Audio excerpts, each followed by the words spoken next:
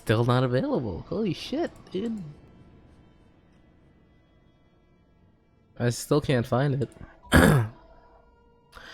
I look down again, trying my best to avoid Aiko's gaze. Do you really think I can do it? When had I started crying? I raised my head again, intent upon looking deep into Aiko's eyes as she answered my question, but she looked so blurry through my tears. I could tell, though, that she was smiling at me. It was that same expression, her new standard. I'm not quite sure what you're talking about. Can you be more specific? Can I, really? Yes, what is it? I want to hear you say it. What exactly is it you wish to accomplish? Can I bring everybody back? Hee, nicely done.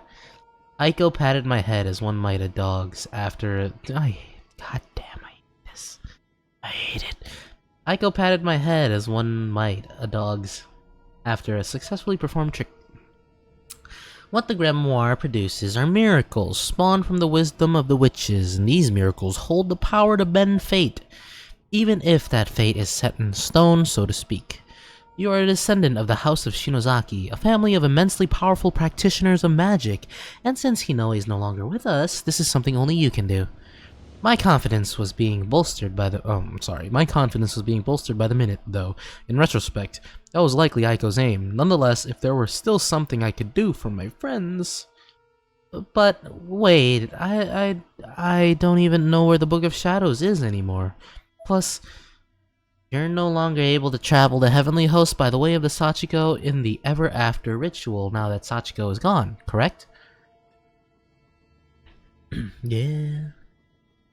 That's right. That's what Yuki said, anyway. Yuki Kano, a girl from the school. Hehe. Aiko once again placed the bluish-white Magatama stones from the box in either hand, this time fitting them together, though not quite the way they were supposed to interlock. That's where these come in. What are they? They house an exceptional amount of spiritual energy, as one would expect, given that they're spirit items from the Shinozaki line. The voice I heard told me about them. They're called Ever After Stones. Ever After Stones? I leaned forward despite myself. The name sent a shiver down my spine, but now that I heard it, I had to know more. These two are one. Fit them together like puzzle pieces and chant Nirvana, I summon the dead, and all who are in direct or indirect contact with them will be spirited away. We both flinched at her chant, but Aiko just smiled. She must have intentionally oriented the stones the wrong way so the charm wouldn't activate. It's the same when you return. She tossed the stone she'd been holding in her right hand into her left where it clacked together with the other. Strange, isn't it? This girl taught me the technique herself. Aiko gazed longingly at the stones. She was clearly utterly enamored by them. It seemed as if they were the key factors in unleashing her newfound emotional expressiveness. You know, something that I always thought was kind of funny with the Corpse Party sprites is like, they have huge heads but like really small hands.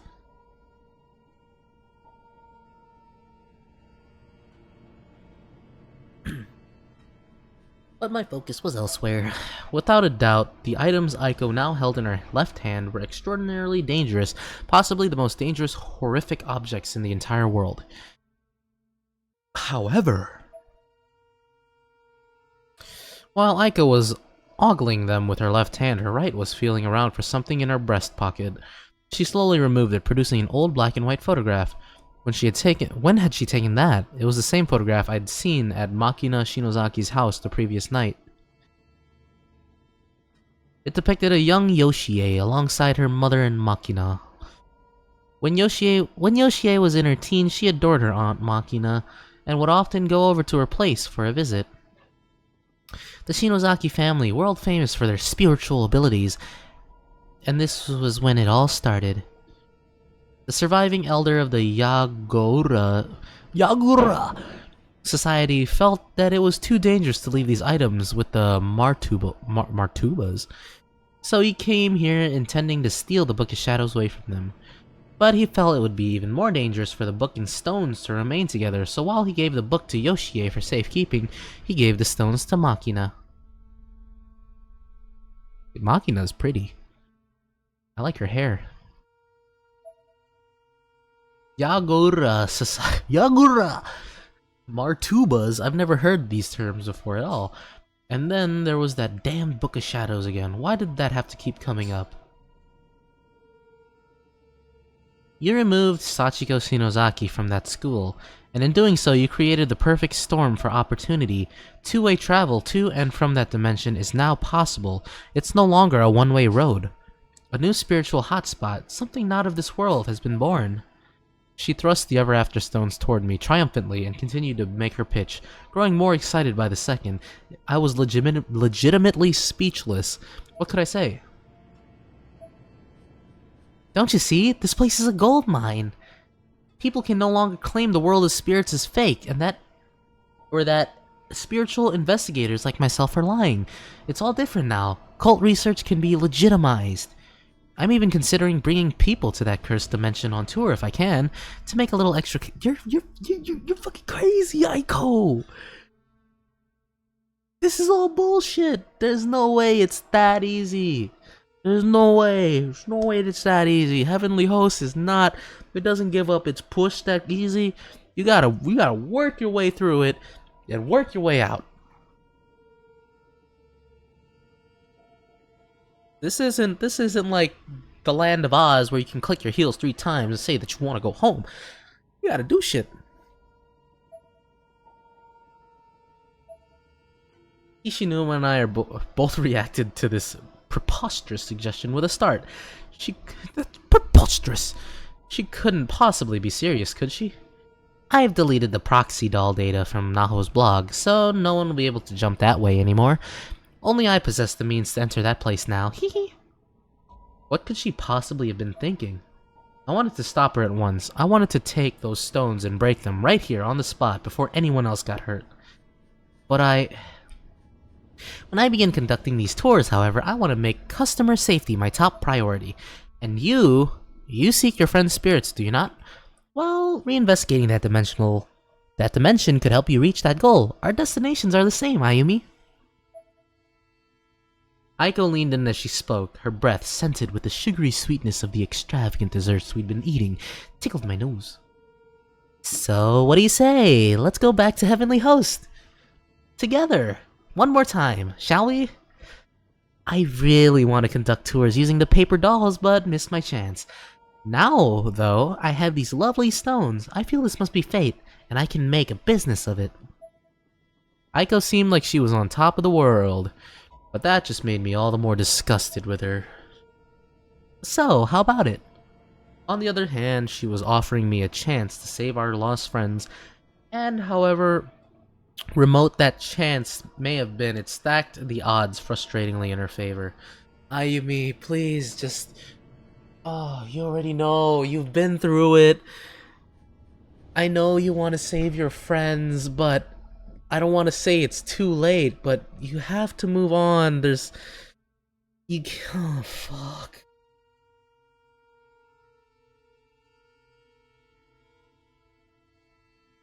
I still couldn't just say yes, but I also couldn't say no. Honestly, I resented Aiko for putting me in this position. I glared at her for a moment before I said anything. I can't answer that right now. Give me some time to think it over. I'd almost forgotten Kishinuma was there. Suddenly, waves of guilt washed over me. He had an absolutely incredulous look on his face. I couldn't bear to see it, so I looked away. You mean his eyes were just so enticing that you had to look away, right? Right? We don't know where the Book of Shadows is anyways. Plus, how do we know those stones can actually do what you say they can? There's no way you could have already tried it, right? Aiko smiled. She oriented the 2 stones so they'd form a perfect yin-yang symbol, then slotted them together once again. Immediately, the stones began glowing with a bluish-white hue and a stream of energy started to form around her. You gotta be kidding me. Aiko continued smiling and looked directly into my eyes. No need to decide now, think it over. Yes, it's true, the full range of these stones' power has yet to be tested, so their true danger is yet to be undetermined. She slowly separated the two stones as she said this, and the energy surrounding her dissipated. But they're from the home of Makina Shinozaki, a prominent branch of the Shinozaki tree. They're authentic. The authenticity and the credibility of my intelligence is hard to dispute.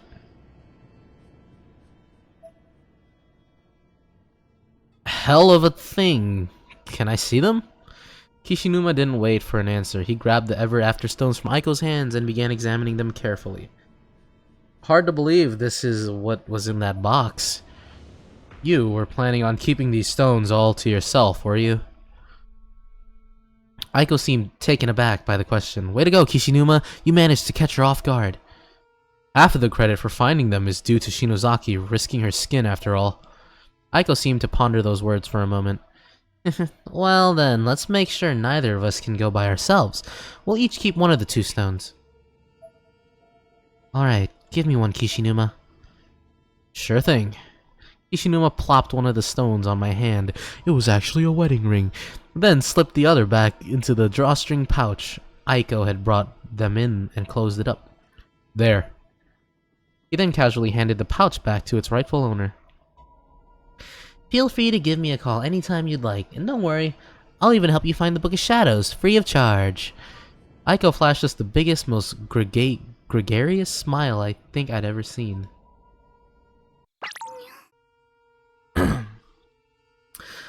I closed my eyes and gave something like a half-hearted half nod, and lowered my head without raising it again. It was interpreted as a yes, but I'm not sure it meant it that way. Good. That being the case, it's on me today. Aiko got up and grabbed the check. No, I'll pay for mine. I took out my wallet. I had no desire to owe this person anything. Aiko just smiled. Dutch it is then. Hee hee. Oh yes, I almost forgot. I'd like you to have this. Aiko handed her photograph to me. It's Yuki. Now, it's not going to bite you, and I'm not asking for any money for it, so please, just take it with my blessing. Oh, they're so small! Look at them! Oh god, they're so cute! I despise her. Me too. Suzumoto, Shinohara, Morishige, and Ms. Yui. As soon as I'm done with those four, I'm breaking this stone. Yeah, I'm right there with you. Better make sure to break the other one too, while you're at it. As if he'd been waiting for this cue, Kishinuma pulled the other stone from his pocket. Kishinuma? She doesn't know what it's like in that school. I mean, she was actually getting excited about going there, so I helped myself when she wasn't looking. Kishinuma, that's amazing. You're terrible. Ecstatic? No, he's not here. I don't know where he is. Hey, serious business calls for serious action. Though, Shinozaki, I don't know how to say this exactly, but about the whole resurrection thing, the whole situation with Suzumoto and the others should probably just be left alone, don't you think? You've gone through so much already, and I've already come close to dying, and I don't think any of them, not Suzumoto, Ms. Yui, Shinohara, maybe maybe Seiko. Seiko is like the gem of this game, of this series, and she needs to be brought back. Just her, okay? Ms. Yui's a close second, because Ms. Yui is like just a step under Seiko. Or Morishige would want that. Seiko's best girl. But that might not be true. Damn it, Shinozaki, just stop! Do you know how much Satoshi and Nakashima have been worrying about you? I'm sorry, but Kishinuma, please, you have to understand, I just need a little more... I need you to humor me for just a little bit longer, okay? Please, just let me do this.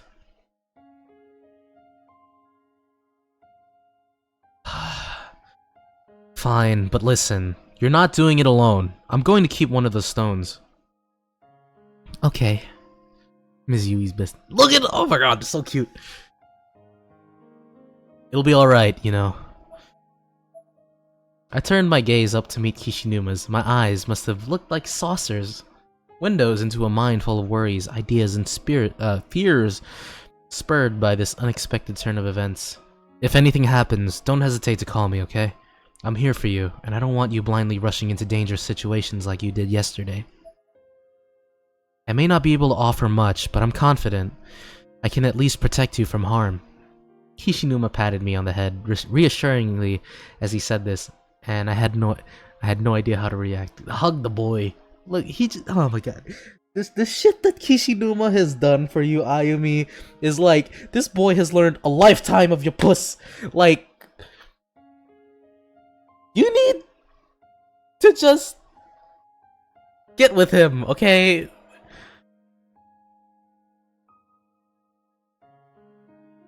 I felt warm and safe, but also a little annoyed, much like a younger sister being simultaneously confronted and scolded by her big brother. All I could say in response was, okay. I could feel my eyes still bulging from my head, opened as far as my eyelids would allow. I imagined how I must have appeared to Kishinuma and was momentarily embarrassed. Come on now, let's get you home. Okay. Am I playing as... Oh, I thought I was playing as Yoshiki. Yoshiki, come here. Come here, you. Let me give you a hug. I love you, man. Ready to head home? Oh, no, not yet. Hold on, I want to look around. Alright, just let me know when you're ready to go. Is that the girl that died? Hold on. He's late. Seriously, what is he thinking? That boy needs a boot to the head! For the defendant, I decree a boot to the head. That's an Ace Attorney joke. I don't need anything right now. Boot to the head.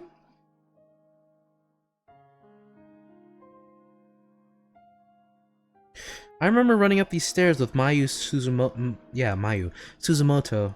At the time, it never dawned on me that the legitimacy of those memories could ever be called into question. Why would it? When you graduate, transfer, or get married, you're always still able to see one another as long as you're both alive. But in this reality, it's as if Suzumoto never even existed. So sad.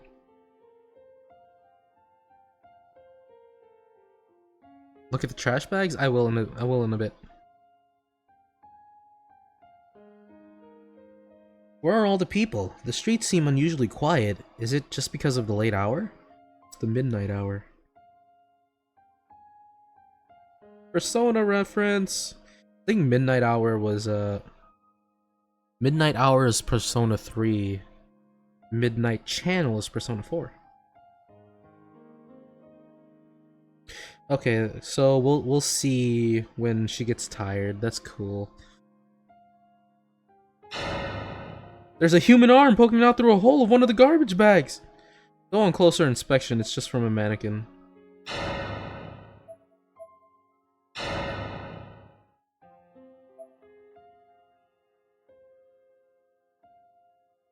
You only got that because you're playing Persona 3. Who do you like so far in that game? My favorite is Mitsuru. She's so pretty. And one of my friends, Lucy, she's like obsessed with Akihiko.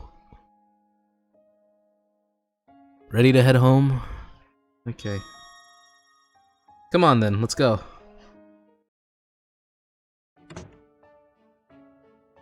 I'm home. Welcome home. Welcome home, darling. Welcome back. Are you obsessed with... Is it because Akihiko literally looks like a... He literally looks like Yoshiki, but jacked. News of yet another bizarre death has just come in. This time, a Mr. Okabe, who was discovered within the city at this location, having suffered a broken spine. A Tokyo map was displayed on the television screen, marked with 2 red dots. The marquee... marquee? at the bottom provided the headline, "Sudden violent deaths remain unexplained." Dinner will still be a little while. Will still be a while yet. Maybe you should take your bath first, Ayumi. What is that on the ground? Are those pads? No, those are socks. Ayumi just comes home, takes off her socks, and throws them on the living room floor? Holy shit!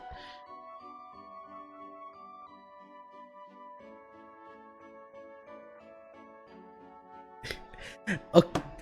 How did you not think that he looked like Yoshiki? Hold on, let me look up Akihiko really quick. Akihiko Sanada. Like, okay, his hair is a little lighter than Yoshiki's, but like, if you just look at him, right? And just change his hair color a little bit, he's Yoshiki. With slightly less hair.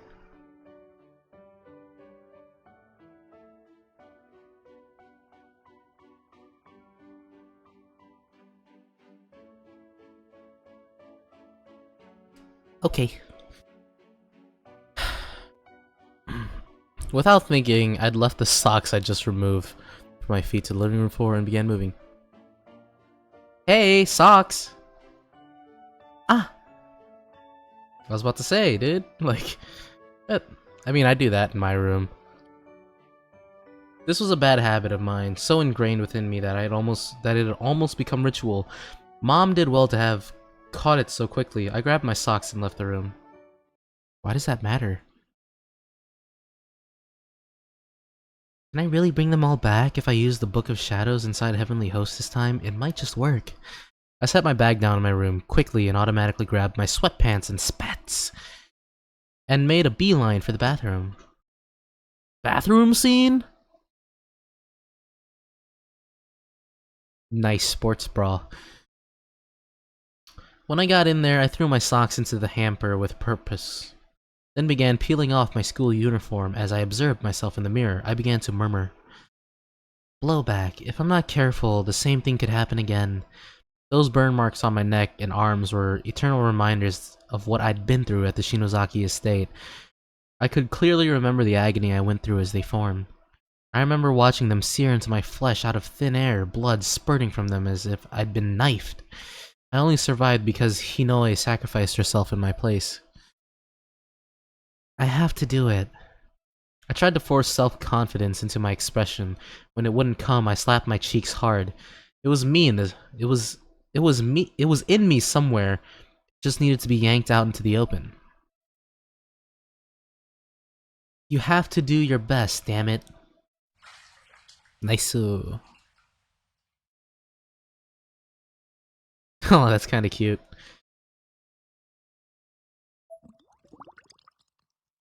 Blub blub.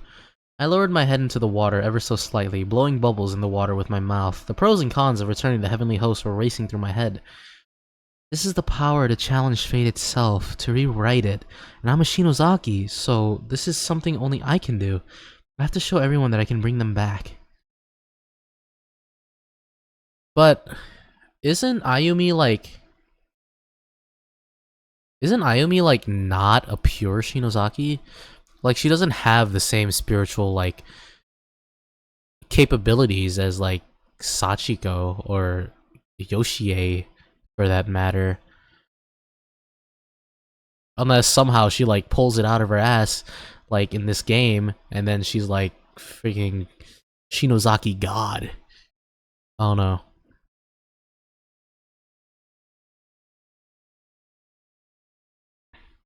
She's in a thoroughbred. Like, I get that she's a Shinozaki, but so far, it hasn't really she hasn't really shown much of her ability other than being able to sense stuff. And yeah. You can wrap the towel around you better than that, Ayumi. Come on. If only I knew where to find the Book of Shadows. I need to get my hands on it again. You're seriously going to look for the Book of Shadows? Your lack of sense never ceases to amaze. Hey, get the fuck out of here, dude. This is Yoshiki's. Get out of here. This is Yoshiki's fantasy. Leave. Let me just erase him. my screen. Huh? Yeah! This was just about the last thing I expected. I couldn't help but scream. It was that same boy who'd found his way into my room last time, wearing the same exact clothes.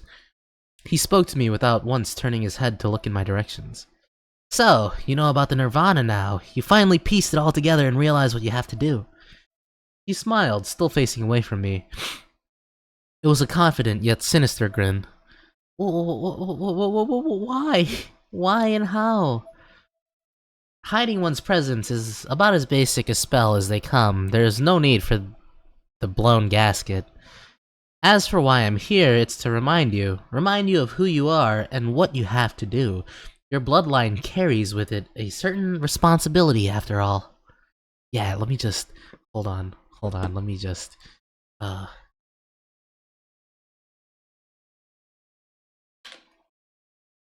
Just give me a second.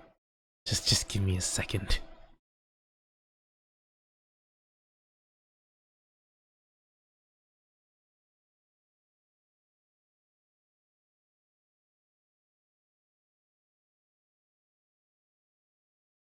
There we go. This one's perfect. Okay. Hold on, I got it, Evie. I got it. Add image. Do not make the source visible. Ayushiki.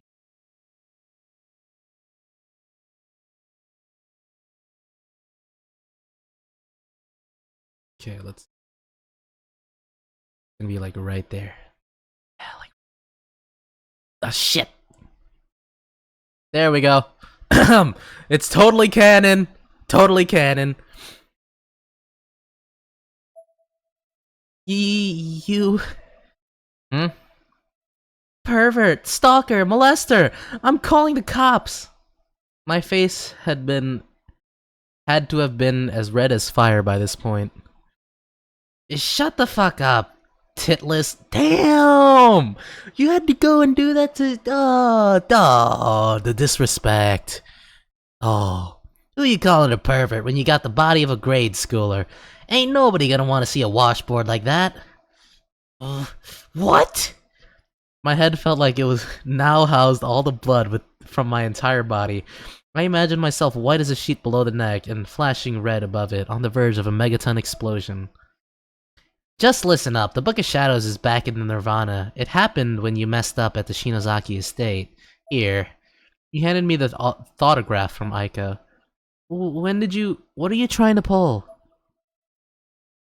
Just look at it, you blind bitch. Here. Right the fuck here. I grabbed the photograph from his hands as aggressively as I could muster, then backed away slightly, putting as much distance between me and him as humanly possible. Oh, I have to put away Ayushiki, hold on. It was definitely the same picture of the little girl holding the hatchet that Aiko had shown us earlier, but now I noticed that she was holding something in her other hand too.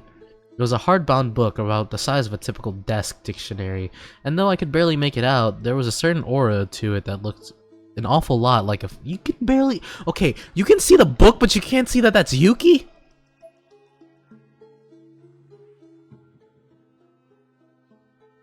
God, it is. Yeah, I know. I know Yoshiki is...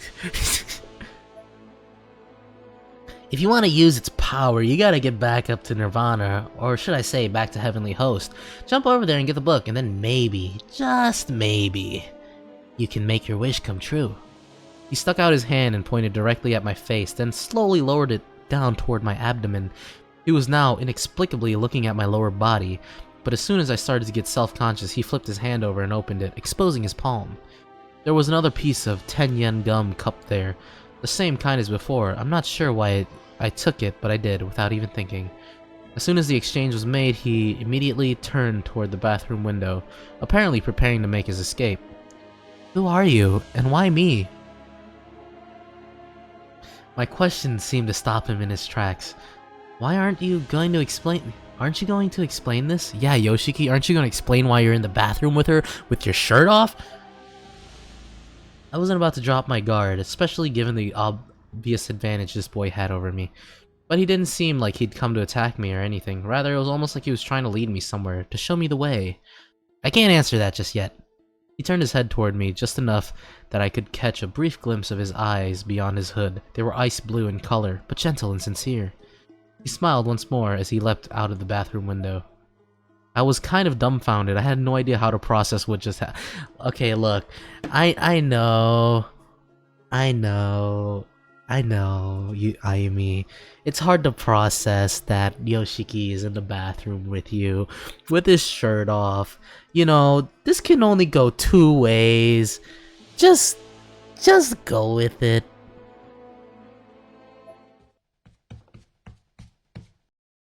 What's wrong, Ayumi? Are you okay? Wait, we have to take off Yoshiki now. He's gotta run away. Bye.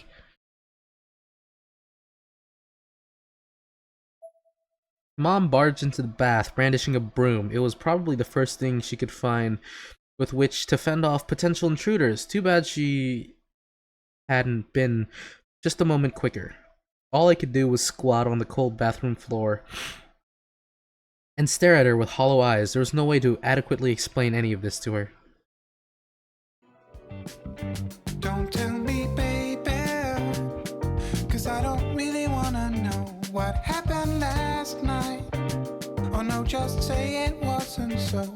Just say you love me and let me fall back into sleep. And when I wake up,